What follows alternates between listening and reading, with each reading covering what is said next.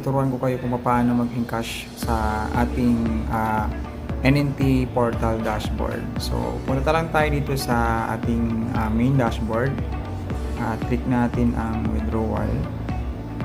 Ayan. Tapos, click natin yung cheque at yung amount. So, 13,985.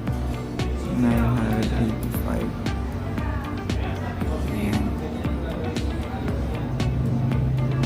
So, submit.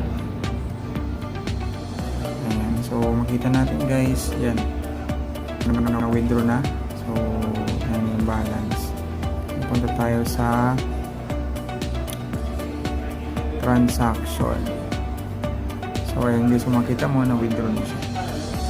So, waiting na lang sa check. So, yun na naman guys. Welcome and soon, ikaw na rin yung